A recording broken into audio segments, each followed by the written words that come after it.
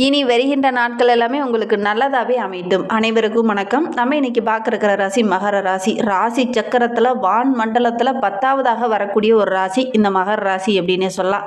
கணிதப்படி பார்க்கும்போது 270 பாகைகள் முதல் 300 பாகைகள் வரை இந்த மகர ராசி பரவி இருக்கு அப்படின்னே சொல்லலாம். ராசி சக்கரத்தில் 10வதாக வர்றதுனால இந்த ராசிக்காரங்க ரொம்ப சுறுசுறுப்பாக இருப்பாங்க, ரொம்ப நம்பிக்கையானவங்களாக இருப்பாங்க, நீதி நேர்மையை கரெக்டாக கடைபிடிக்கக்கூடியவங்களாக இருப்பாங்க அப்படின்னே சொல்லலாம். ஏன்னா சனி பகவானோட ஆதிக்கத்தில் பிறந்தவங்க. இந்த ராசியில் அஷ்டமாதிபதியான சூரிய பகவான் நட்சத்திரமான உத்திரம் நட்சத்திரம் இந்த மகர ராசியில் அடங்கியிருக்கு. அடுத்து பார்த்தீங்கன்னா கலஸ்திர ஸ்தானாதிபதி என்று சொல்லக்கூடிய சந்திர பகவானுடைய நட்சத்திரமான திருவோண நட்சத்திரமும் இந்த ராசியில் அடங்கியிருக்கு. மகர ராசிக்கு சுகஸ்தானாதிபதி என்று அழைக்கக்கூடிய பாதக ஸ்தானாதிபதியான செவ்வாயோட நட்சத்திரமான அவிட்ட நட்சத்திரமும் இந்த மகர ராசியில் அடங்கியிருக்கு. ஒரு சூரியன், ஒரு சந்திரன், செவ்வாய், இந்த 3 நட்சத்திரங்களும் இருக்குது. தாய், தகப்பன், பையன் முருகன், இவங்க 3 பேரும் அடங்கி இருக்கக்கூடிய ஒரு ராசி அப்படின்னா இந்த மகர ராசி என்பர்களை சொல்லலாம். நில ராசி ரொம்ப பொறுமையாக இருப்பாங்க. நில ராசி ரொம்ப பொறுமையாக இருப்பாங்க. பாதக ஸ்தானாதிபதியான செவ்வாய் உச்சமடக்கூடிய ஒரு ராசி. வீரிய ஸ்தானாதிபதியான விரையாதிபதி குரு பகவான் இங்கு பலவீனமாக இருக்கிறார். அதனால் எப்பவுமே இவங்க சம்பாதிச்சாங்க அப்படின்னா அந்த படத்தை பார்த்திங்கன்னா உடனடியாக செலவு பண்ணுற மாதிரி ஒரு சூழ்நிலை பெரும்பாலும் இந்த மகர ராசி என்பர்களுக்கு அமையும் அப்படின்னு சொல்லலாம்.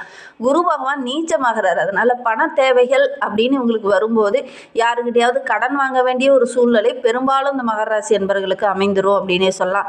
நிறைய சம்பாதிப்பீங்க. உங்களுக்குன்னு ஒரு தேவை, ஒரு ஏதாவது அர்ஜென்ட்டாக ஒரு பணம் தேவைப்படுது அப்படின்னா யாருக்கிட்டையாவது போய் கடன் வாங்க வேண்டிய ஒரு சூழ்நிலை தான் பெரும்பாலும் இந்த மகர ராசி என்பர்களுக்கு அமையும்.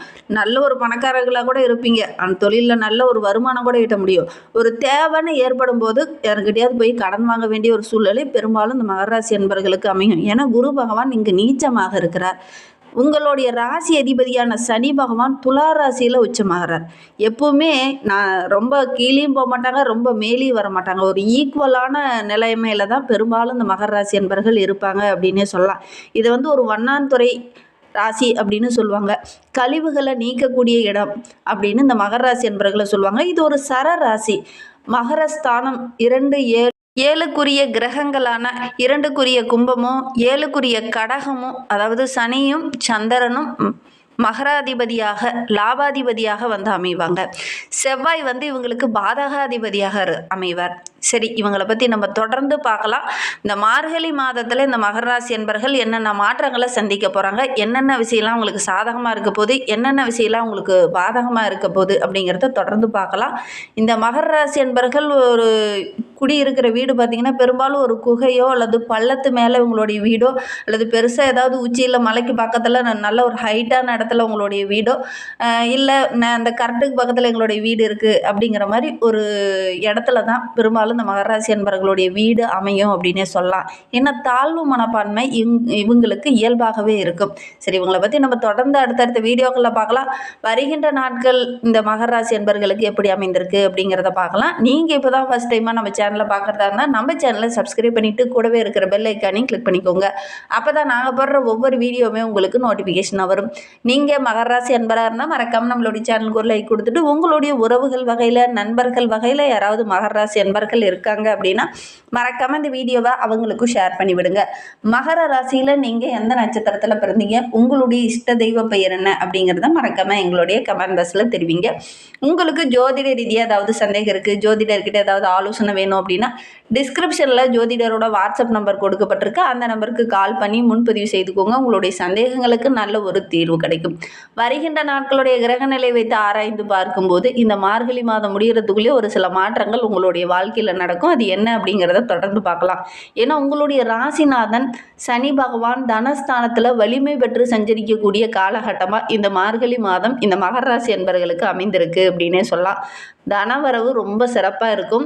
எடுக்கிற காரியங்கள் எல்லாமே ஓரளவுக்கு சக்ஸஸாக முடியக்கூடிய ஒரு யோகமான காலகட்டமாக இந்த மகர ராசி என்பவர்களுக்கு இந்த காலகட்டம் அமைந்திருக்கு அப்படின்னே சொல்லலாம். துணையாக இருக்கிறவங்கள அந்த காலகட்டத்தில் உங்களுக்கு தோள் கொடுத்து உதவுவாங்க.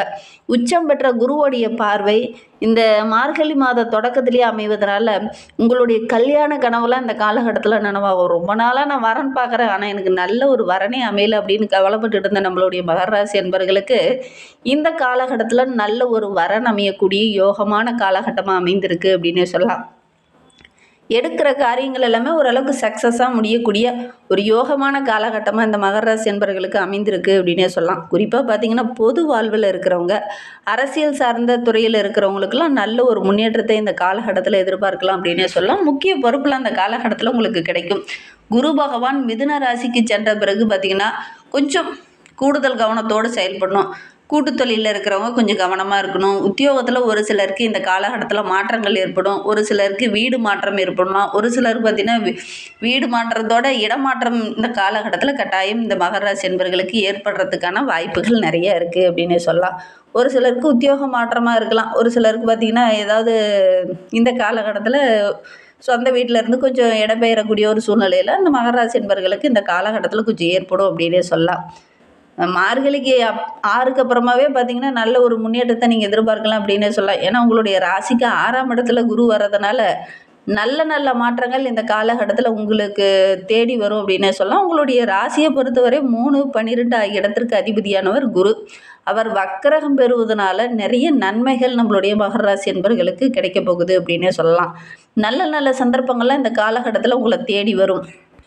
தொழிலில் வியாபாரத்தில் நல்ல ஒரு கணிசமான லாபத்தை இந்த காலகட்டத்தில் நீங்கள் எதிர்பார்க்கலாம் அப்படின்னே சொல்லலாம். கையில் ஓரளவுக்கு தாராளமாக பணப்புழக்கம் இந்த காலகட்டத்தில் உங்களுக்கு இருக்கும் அப்படின்னு சொல்லலாம். உடன்பிறப்புகளுடைய உதவி இந்த காலகட்டத்தில் உங்களுக்கு கிடைக்கும். அது உங்களுக்கு மகிழ்ச்சியை தேடி தரும் அப்படின்னே சொல்லலாம். குறிப்பாக இந்த மகர ராசியில் இருக்கிறவங்க, உத்தியோகத்தில் இருக்கிறவங்களுக்குலாம் ஒரு சிலருக்கு உத்தியோக உயர்வு அல்லது சம்பள உயர்வு இதெல்லாம் கொஞ்சம் கிடைக்கும். ஒரு சிலருக்கு பார்த்திங்கன்னா பதவியில் ஏதாவது சின்ன சின்ன மாற்றங்கள் இந்த காலகட்டத்தில் வரலாம்.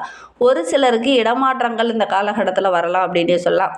கடன் சுமை கொஞ்சம் கொஞ்சமாக குறையும். வெளியில் நிறைய கடன் இருக்குது, எனக்கு அது ரொம்ப ப்ரெஷராக இருந்தது அப்படின்னு நினைக்கிறவங்களுக்கு இந்த ப்ரெஷராக இருக்கிற கடனெல்லாம் ஓரளவுக்கு அடைச்சிட்டு ஒரு நிம்மதியான வாழ்க்கையை இந்த மகர ராசி என்பவர்கள் இனி வாழ போகிறாங்க அப்படின்னே சொல்லலாம். ஏன்னா குருவோடைய பார்வை தொழில் ஸ்தானத்தில் பதிய போகுது. அதனால தொழிலில் நல்ல ஒரு வளர்ச்சியை இந்த மகர ராசி என்பவர்கள் இந்த காலகட்டத்தில் எதிர்பார்க்கலாம் அப்படின்னே சொல்லலாம். ஒவ்வொரு விஷயத்துலையும் துணிவோடு நம்பிக்கையோடு இறக்குவீங்க. அது எல்லாமே ஓரளவுக்கு வெற்றியாக அமையும். ஒரு சிலர்லாம் பார்த்திங்கன்னா வெளியூர் வெளிநாட்டுக்கெல்லாம் செல்லலாம் அப்படிங்கிற மாதிரி ஒரு ஆர்வம் இந்த காலகட்டத்தில் வரும். ரொம்ப நாளைக்கு முன்னாடி ஒரு சிலர்லாம் அப்ளிகேஷன் போட்டிருப்பீங்க. சரி அது வரல, நம்ம ஏதாவது வேறு வேலைக்கு போகலாம் அப்படிங்கிற மாதிரி போயிட்டு இருந்திருப்பீங்க. ஆனால் வெளிநாட்டிலேருந்து இப்போ நீங்கள் அதற்கான வாய்ப்புகள் உங்களை தேடி வரும். வாய்ப்புகளை கரெக்டாக பயன்படுத்திக்கிட்டிங்கன்னா நல்ல ஒரு வளர்ச்சியை இந்த மகர ராசி என்பவர்கள் வருகின்ற நாட்களில் நீங்கள் எதிர்பார்க்கலாம் அப்படின்னே சொல்லலாம். உங்களுக்கு இருக்கிற அந்த பண பற்றாக்குறை வருகின்ற நாட்களில் கொஞ்சம் கொஞ்சமாக குறையும் அப்படின்னே சொல்லலாம். ஏதாவது ஒரு புகழ்பெற்ற ஆலயங்களுக்கெல்லாம் சென்று வழிபடுறதுக்கான ஒரு வாய்ப்புகளும் சந்தர்ப்பங்களும் உங்களுக்கு இந்த காலகட்டத்தில் அமையும்.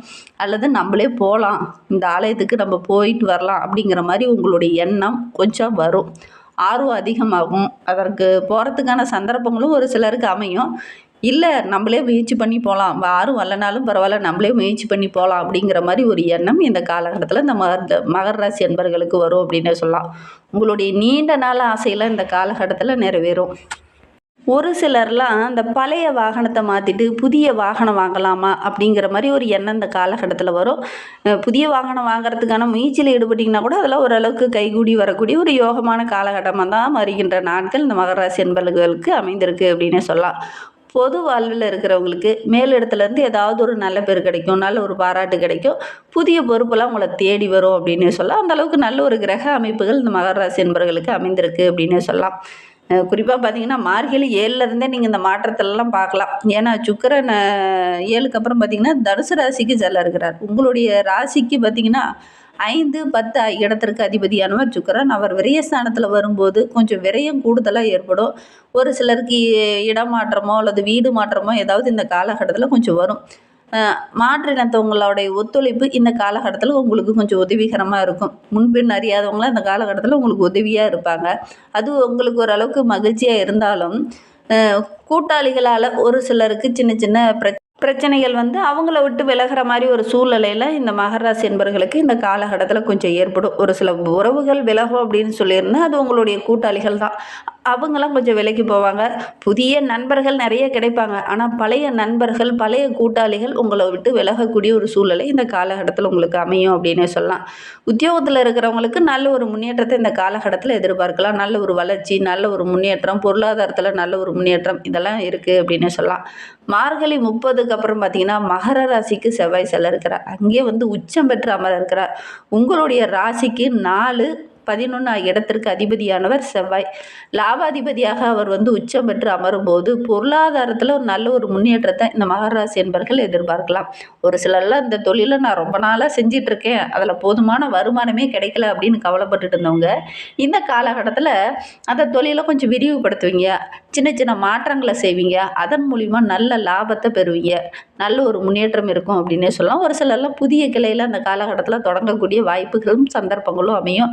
நல்ல ஒரு வருமானம் உள்ள நாட்களாக வருகின்ற நாட்கள் இந்த மகர ராசி என்பவர்களுக்கு அமைந்திருக்கு அப்படின்னே சொல்லலாம். பொது வாழ்வில் இருக்கிறவங்க கொஞ்சம் கூடுதலான பொறுப்புலாம் அந்த காலகட்டத்தில் கிடைக்கும்.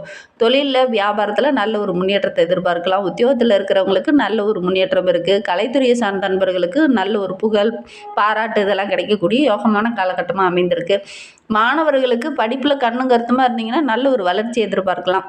பெண்களுக்கு இந்த பொருளாதாரத்தில் இருந்த பற்றாக்குறையெல்லாம் நீங்கி நல்ல ஒரு சேமிக்கக்கூடிய வாய்ப்புகளும் சந்தர்ப்பங்களும் இந்த காலகட்டத்தில் அமையும். இன்னுமே வாழ்க்கை சிறப்பாக இருக்குது. சனி பகவானை வழிபடுங்க, சனிக்கிழமையில் வழிபடுங்க, எடுக்கிற காரியங்கள் வெற்றியா